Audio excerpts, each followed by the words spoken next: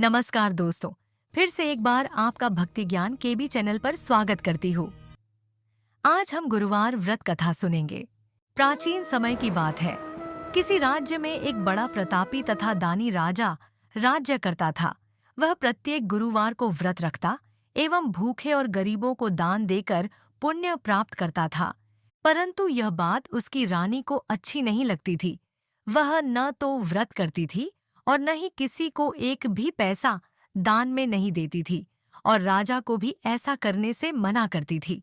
एक समय की बात है। राजा शिकार खेलने को वन को चले गए थे। घर पर रानी और दासी थी। उसी समय गुरु बृहस्पति देव साधु का रूप धारण कर राजा के दरवाजे पर भिक्षा मांगने आए। साधु ने जब रानी से भिक्षा मांगी तो वह कहने लगी, हे साधु महाराज, मैं इस दान और पुण्य से तंग आ गई हूँ। आप कोई ऐसा उपाय बताएं जिससे कि सारा धन नष्ट हो जाए और मैं आराम से रह सकूं। बृहस्पति देव ने कहा, हे देवी, तुम बड़ी विचित्र हो। संतान और धन से कोई दुखी नहीं होता है। अगर अधिक धन है तो इसे शुभ कार्यों में लगाओ। कुंवारी कन्याओं का विवाह कराओ। विद्यालय और बाग बगीचे का निर्माण कराओ जिससे तुम्हारे दोनों लोग सुधरें। परंतु साधु की इन बातों से रानी को खुशी नहीं हुई। उसने कहा, मुझे ऐसे धन की आवश्यकता नहीं है जिसे मैं दान दूं और जिसे संभालने में मेरा सारा समय नष्ट हो जाए। तब साधु ने कहा, यदि तुम्हारी ऐसी इच्छा है तो मैं जैसा तुम्हें बताता हूं तुम वैसा ही करना। बृहस्पतिवार के दिन तुम घर को गोबर से लेपना। अपने केशों को पीली मिट्टी से धोना। केशों को धोते समय स्नान करना। राजा से हजामत बनाने को कहना। भोजन में मांस मदिरा खाना। कपड़ा धोबी के यहाँ धुलने डालना। इस प्रकार 7 बृहस्पतिवार करने से तुम्हारा समस्त धन नष्ट हो जाएगा। इतना कहकर साधु रूपी बृहस्पति देव अंतर्ध्यान हो गए। साधु ने जैसे बताया वैसे ही रानी ने किया तो उसके कहे अनुसार केवल 3 बृहस्पतिवार ही बीते थे कि उसकी समस्त धन संपत्ति नष्ट हो गई। भोजन के लिए राजा का परिवार तरसने लगा। तब एक दिन राजा रानी से बोला, हे रानी, तुम यहीं रहो, मैं दूसरे देश जाता हूँ, क्योंकि यहाँ पर सभी लोग मुझे जानते हैं, इसलिए मैं कोई छोटा कार्य नहीं कर सकता। ऐसा कहकर राजा परदेश चला गया। वहां वह जंगल से लकड़ी काट कर लाता और शहर में बेचता। इस तरह वह अपना जीवन व्यतीत करने लगा। इधर राजा के परदेश जाते ही रानी और दासी दुखी रहने लगी। एक बार जब रानी और दासी को 7 दिन तक बिना भोजन के रहना पड़ा, तो रानी ने अपनी दासी से कहा, हे दासी, पास ही के नगर में मेरी बहन रहती है। वह बड़ी धनवान है। तू उसके पास जा और कुछ ले आ ताकि थोड़ा बहुत गुजर बसर हो जाए। दासी रानी के बहन के पास गई। उस दिन बृहस्पतिवार था और रानी की बहन उस समय बृहस्पतिवार व्रत की कथा सुन रही थी। दासी ने रानी की बहन को अपनी रानी का संदेश दिया, लेकिन रानी की बड़ी बहन ने कोई उत्तर नहीं दिया।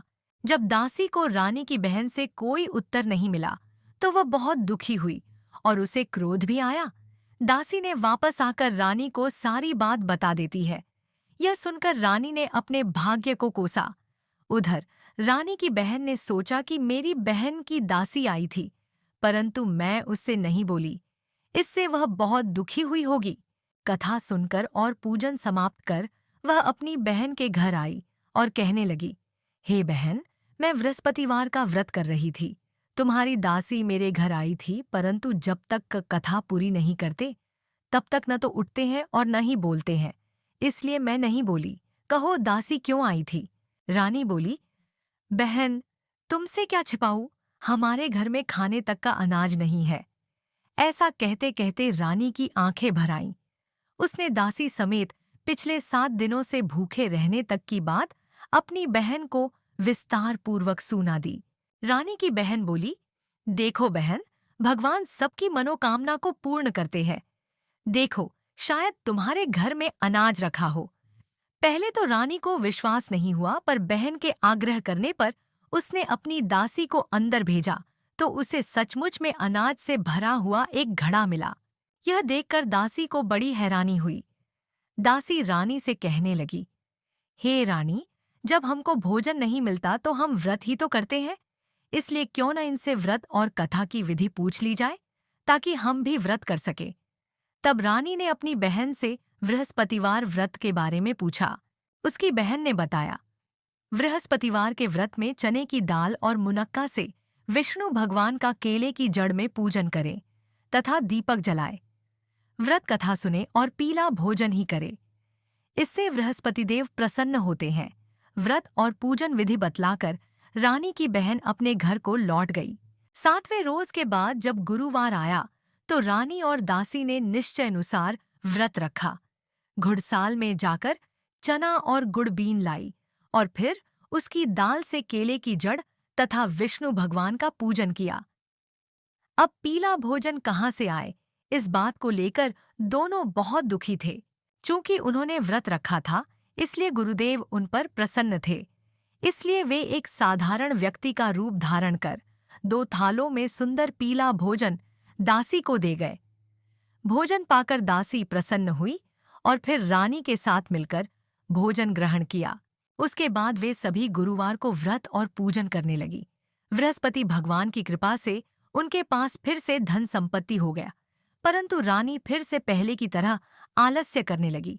तब दासी बोली, देखो रानी, तुम पहले भी इस प्रकार आलस्य करती थी।